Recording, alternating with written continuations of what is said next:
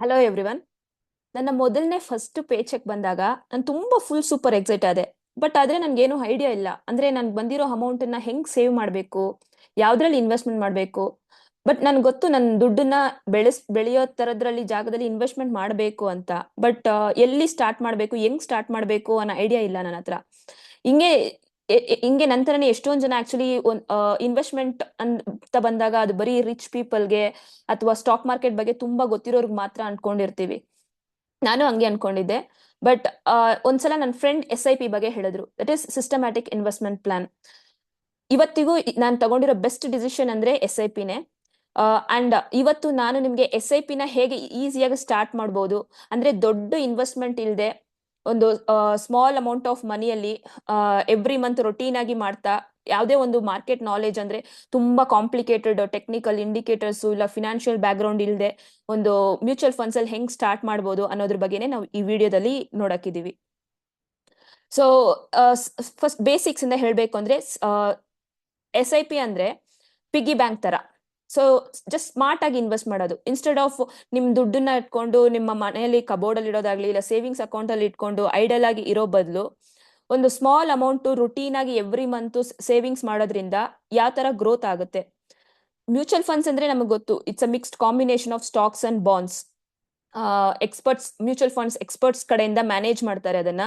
So ನಿಮ್ಗೆ mutual funds ಅಂದ ತಕ್ಷಣ ಎತ್ತಿದ ತಕ್ಷಣ ದೊಡ್ಡ ಅಮೌಂಟ್ ಅಲ್ಲಿ ಮಾಡ್ಬೇಕು ಅಂತೆಲ್ಲ, ನಿಮ್ ಬಜೆಟ್ ತಕ್ಕಂತೆ ಒಂದು ₹500 ₹1000 ಸ್ಟಾರ್ಟ್ ಮಾಡ್ಬೋದು. ಅದು ಸ್ಲೋಲಿ ಹೆಂಗ್ ಒಂದು ಮ್ಯಾಜಿಕಲ್ ರಿಸಲ್ಟ್ ಕೊಡುತ್ತೆ, over the period of time ನಿಮ್ ಇನ್ವೆಸ್ಟ್ಮೆಂಟ್ ಹೆಂಗ್ ಗ್ರೋ ಆಗುತ್ತೆ ಮಾರ್ಕೆಟ್ ಅಲ್ಲಿ ಅನ್ನೋದೇ ಇದ್ರಲ್ಲಿ ತುಂಬಾ ಹೈಲೈಟ್. ಸೊ ಅದಕ್ಕೋಸ್ಕರನೇ ಇವಾಗ ಆಕ್ಚುಲಿ SIP ಮ್ಯೂಚುವಲ್ ಫಂಡ್ಸ್ ತುಂಬಾ ಯಾಕೆ ಗೊತ್ತಾಗ್ತಿದೆ ಅಂದ್ರೆ ಇವಾಗ ಜನ ಅದ್ರ ಬಗ್ಗೆ ತಿಳ್ಕೊಳ್ತಾ ಇದ್ದಾರೆ. ಸೊ RD FD ಈ ತರ ಸೇವಿಂಗ್ಸ್ ಅಲ್ಲಿ ಇರೋ ಬದಲು ಮ್ಯೂಚುವಲ್ ಫಂಡ್ಸ್ ಅಲ್ಲಿ ಅದಕ್ಕಿಂತ ಬೆಟರ್ ರಿಸಲ್ಟ್ ಇದೆ ಅಂತ. So for example, just imagine ಮಾಡಿ, ನೀವು ದಿನ ಒಂದು ₹100 ಕಾಫಿ ಕುಡಿತೀರಾ ಅನ್ಕೊಳ್ಳಿ. ಸೊ ನೀವು ಜಸ್ಟ್ ಒಂದು ಕಾಫಿನ ಸ್ಕಿಪ್ ಮಾಡೋದ್ರಿಂದ ತಿಂಗಳಿಗೆ ಒಂದು ₹3000 ಸೇವ್ ಮಾಡ್ತೀರಾ.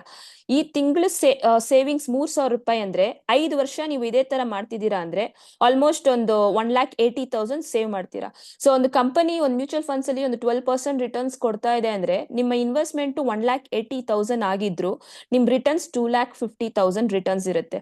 ಸೊ ಆಲ್ಮೋಸ್ಟ್ ನಿಮ್ಗೆ 70,000 ಪ್ರಾಫಿಟ್ ಯಾವ್ದು ನಿಮ್ ಒಂದು ಕಾಫಿ ಡ್ರಾಪ್ ಮಾಡೋದ್ರಿಂದ. ಸೊ ₹3,000 ಇದು. ಸೊ ನಿಮ್ ಬಜೆಟ್ ತಕ್ಕಂತೆ ನೀವು ಪ್ಲಾನ್ ಮಾಡ್ಕೋಬಹುದು.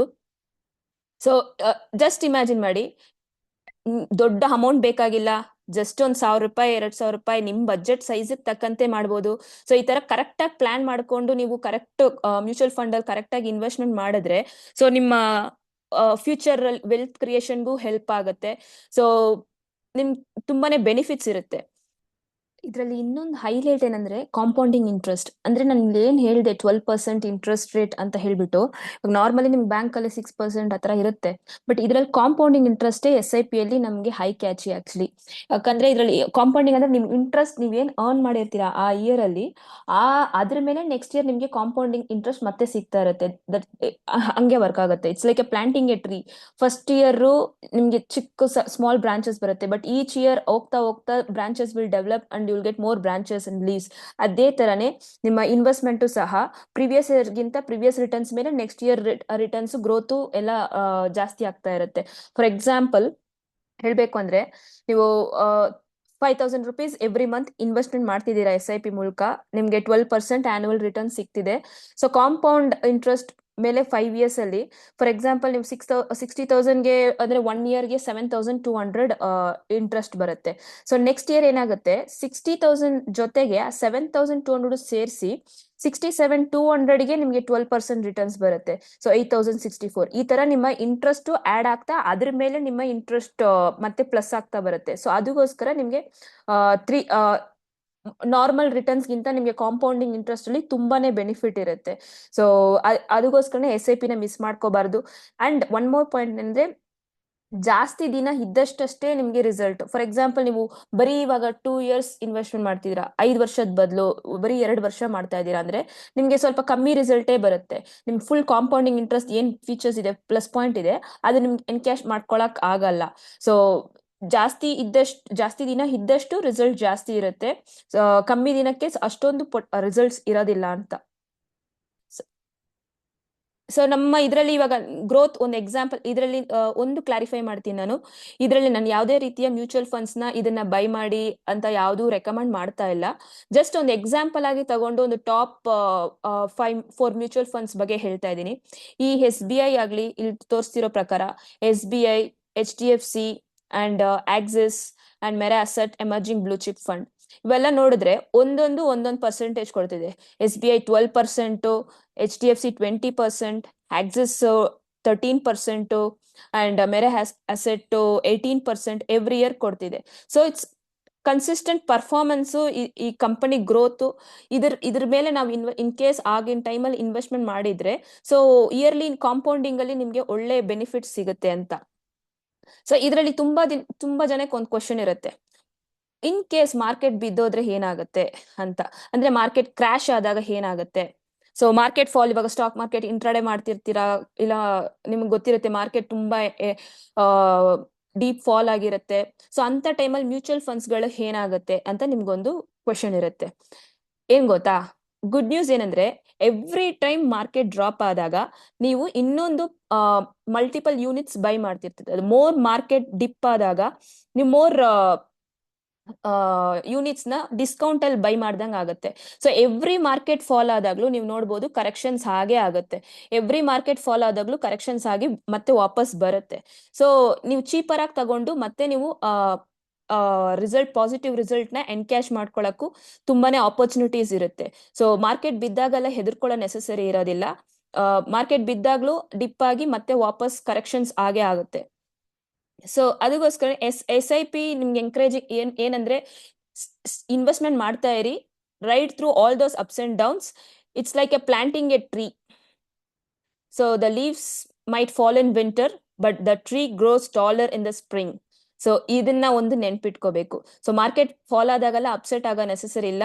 ಅದ್ರದ್ದು ಫಂಡಮೆಂಟಲ್ ಸ್ಟ್ರಾಂಗ್ ಇದೆ, ಅದ್ರದ್ದು ಪರ್ಫಾರ್ಮೆನ್ಸ್ ಕನ್ಸಿಸ್ಟೆನ್ಸಿ ಸ್ಟ್ರಾಂಗ್ ಇದೆ ಅಂದ್ರೆ ನೀವು ಹೋಲ್ಡ್ ಮಾಡ್ಬೋದು, ಇಟ್ಕೋಬಹುದು. ಅದನ್ನೆಲ್ಲ ನಿಮ್ಮ ಮ್ಯೂಚುವಲ್ ಫಂಡ್ ಎಕ್ಸ್ಪರ್ಟ್ಸ್ ಗೈಡೆನ್ಸ್ ಮೇಲೆ ಮಾಡ್ಬೋದು. ಸೊ ಅವ್ರು ನಿಮ್ಗೆ ಅಸಿಸ್ಟ್ ಮಾಡ್ತಾರೆ. ಇನ್ನೊಂದು ಮ್ಯೂಚುವಲ್ ಫಂಡ್ಸ್ ಅಲ್ಲಿ ತುಂಬಾ ಒಂದು ಮಿತ್ ಇದೆ ಆಕ್ಚುಲಿ. NAV ಮೇಲೆ ಟ್ರೇಡ್ ಮಾಡ್ತಾರೆ.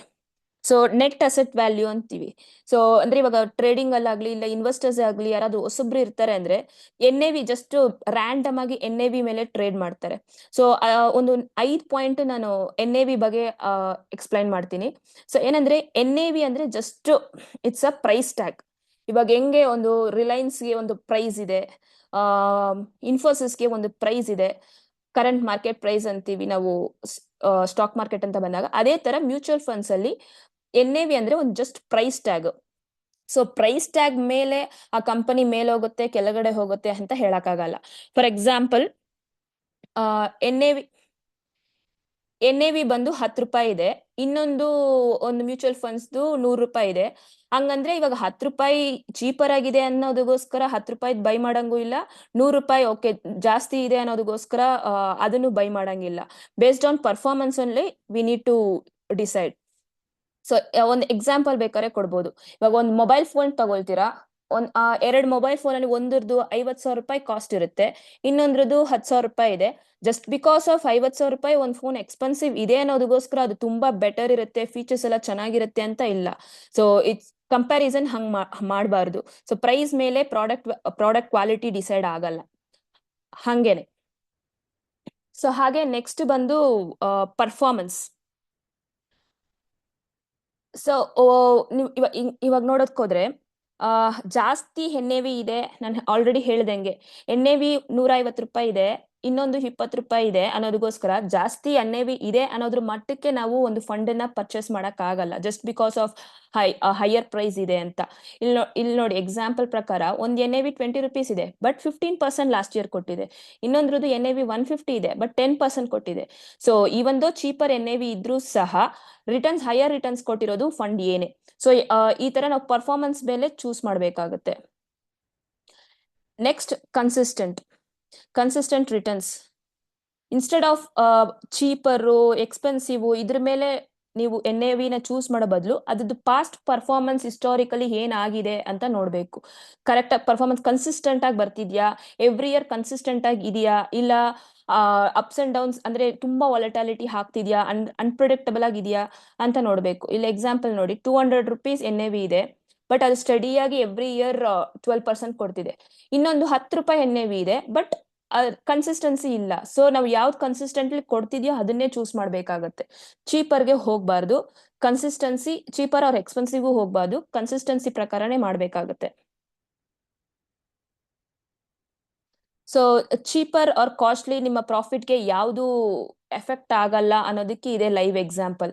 ಇವಾಗ ಒಂದರಲ್ಲಿ ನೀವು 1000 ರೂಪಾಯಿ ಇನ್ವೆಸ್ಟ್ಮೆಂಟ್ ಮಾಡಿದ್ರೆ NAV 50 rupees ಇದೆ, ನಿಮ್ಗೆ ಟೋಟಲ್ 20 ಯೂನಿಟ್ ಸಿಕ್ಕಿದೆ. ಇನ್ನೊಂದ್ರಲ್ಲಿ 1000 rupees ಇನ್ವೆಸ್ಟ್ಮೆಂಟ್ ಮಾಡಿದ್ರೆ NAV 10 rupees ಇದೆ, 100 ಯೂನಿಟ್ ಸಿಕ್ಕಿದೆ. ಸೊ ನಿಮ್ಗೆ ಇಲ್ಲಿ 10% ಅಂದ್ರೆ ಎರಡಕ್ಕೂ ಆಲ್ಮೋಸ್ಟ್ ಸೇಮೇ ಬರುತ್ತೆ. ಸೊ 1100. ಸೊ ನಿಮ್ಮ ಪ್ರಾಫಿಟ್ ಎಲ್ಲದರಲ್ಲೂ ಸೇಮೇ ಇರುತ್ತೆ.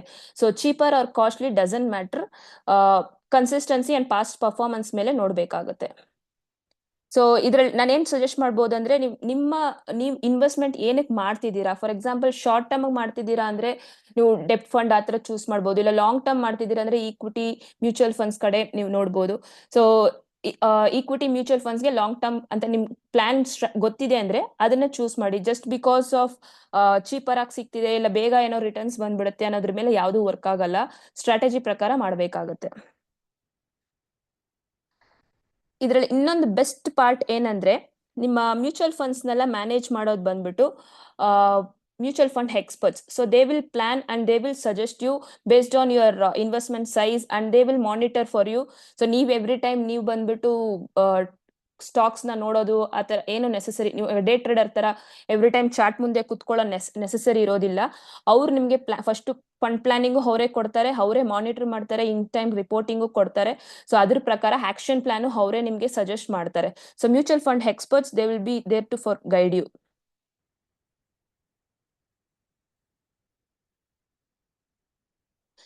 ಜಸ್ಟ್ ಇವಾಗ ಇಮ್ಯಾಜಿನ್ ಮಾಡಿ, ಫ್ರಮ್ 5 years ನೀವೇನು ನಿಮ್ಮ ಫುಲ್ ಡ್ರೀಮ್ ವೆಕೇಶನ್ ಸ್ಪಾಟು, ನಿಮ್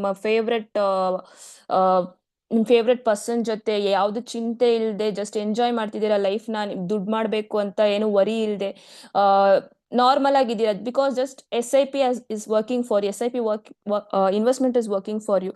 you don't need to stress about the market or time or its momentum or its volatility. Just monthly correct fund ಅಲ್ಲಿ ಇನ್ವೆಸ್ಟ್ಮೆಂಟ್ ಮಾಡ್ತಾ ಇದ್ರೆ ನಿಮ್ಗೆ result automatically the money will work for you.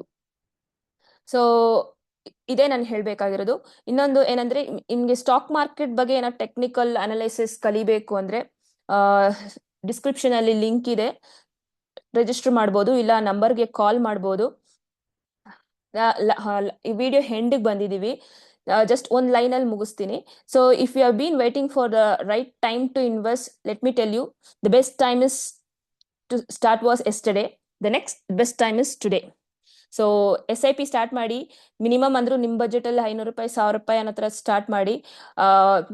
Mutual fund ನಿಮ್ ಗೋಲ್ಗೆ ಯಾವ್ದು match ಆಗುತ್ತೋ ಅಂತದನ್ನ select ಮಾಡಿ, mutual fund experts ನ ಮೀಟ್ ಮಾಡಿ. So this is the right time to build your wealth. ತುಂಬಾ ಥಿಂಕ್ ಮಾಡಿ ಪೋಸ್ಟ್ಪೋನ್ ಮಾಡಿದಷ್ಟು ಮಾರ್ಕೆಟ್ ಅಂತೂ ಹೋಗ್ತಾನೆ ಇದೆ. ಸೊ ಇಮಿಡಿಯೇಟ್ ಸ್ಟಾರ್ಟ್ ಮಾಡಿದ್ರೆ ನಿಮ್ಗೆ ಮುಂದಿನ ಗ್ರೋತ್ಗೆ ತುಂಬಾ ಹೆಲ್ಪ್ ಆಗುತ್ತೆ. SIP ಹೆಂಗ್ ಅನ್ಬೋದಂದ್ರೆ, ನಿಮ್ಗೆ ಇವಾಗ ಜಿಮ್ ಜಾಯ್ನ್ ಆಗ್ತೀರಾ, ಜಿಮ್ ಜಾಯ್ನ್ ಆಗಿದ ತಕ್ಷಣ ಇಮಿಡಿಯೇಟ್ಲಿ ಓವರ್ ನೈಟ್ ಅಲ್ಲಿ ರಿಸಲ್ಟ್ ಬರಲ್ಲ. So we need to wait. So ಅದೇ ತರಾನೇ ಅಷ್ಟೇ, ಸ್ವಲ್ಪ ದಿನ ಕಾಯ್ಬೇಕಾಗತ್ತೆ, ಬಟ್ ಕಾಯೋದ್ರಲ್ಲಿ ನಿಮ್ಗೆ ಬೆಟರ್ ರಿಸಲ್ಟ್, ಬೆಸ್ಟ್ ರಿಸಲ್ಟ್ ಸಿಗುತ್ತೆ.